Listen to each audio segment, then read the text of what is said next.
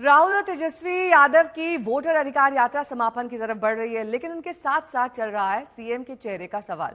इस सवाल पर राहुल गांधी की चुप्पी के बाद लगातार बयानबाजी हो रही है। इसमें ताजा एंट्री हुई है लालू प्रसाद यादव की बेटी और तेजस्वी की बहन रोहिणी आचार्य की।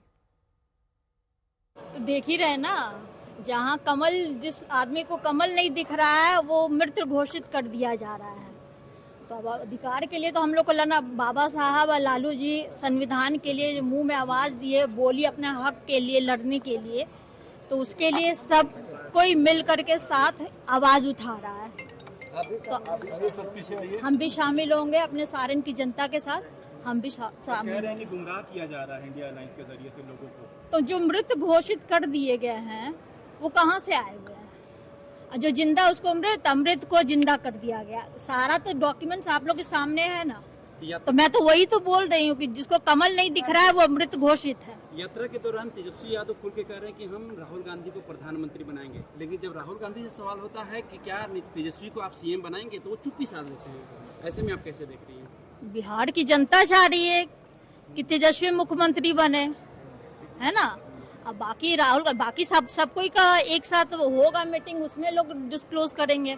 आप लोग के सामने थोड़ी बताएंगे लोग। कांग्रेस खुल के बोल नहीं रही है कि सीएम खुल के क्यों नहीं बोलेगी?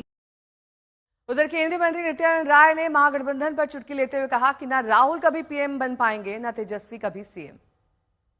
राहुल जी जानते हैं कि तेजस्वी जी बिहार के मुख्यमंत्री नहीं बनने वाला है। जनता उनको इनकार कर चुकी है और तेजस्वी यादव को राहुल जी ठग रहे हैं। ऐसे बिहार की जनता नकार चुकी है, कोई मुख्यमंत्री बनाने नहीं जा रही है। लेकिन उनके गठबंधन में सिर फुटौल जो है, तेजस्वी जी ने खड़काई में कह दिया कि अगर सरकार वहाँ एनडीए की बनेगी, यूपीए की दिल्ली में बनेगी, तो राहुल जी मुख्यमंत्री होंगे, कभी प्रधानमंत्री होंगे।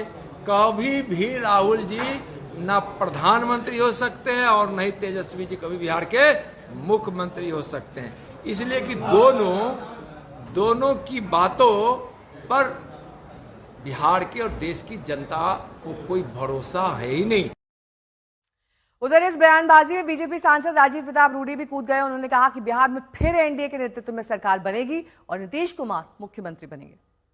Bihar is at a takeoff point and the future of India is looking towards Bihar. और एक पायलट भी है तो क्या वही पायलट क्या टेक ऑफ करवाएंगे? क्या टेक ऑफ लेने वाला है? पायलट हैं आप, तो क्या उस भूमिका में भी आपको देखा जा सकता है क्या? पायलट हूँ और दुनिया का अकेला पायलट हूँ और बिहार से तो कम से कम नहीं हूँ और बड़े विमानों का कप्तान होने के नाते, लेकिन मेरा एक प्रोफेशन नहीं है, मेरे पास 4 प्रोफेशन है।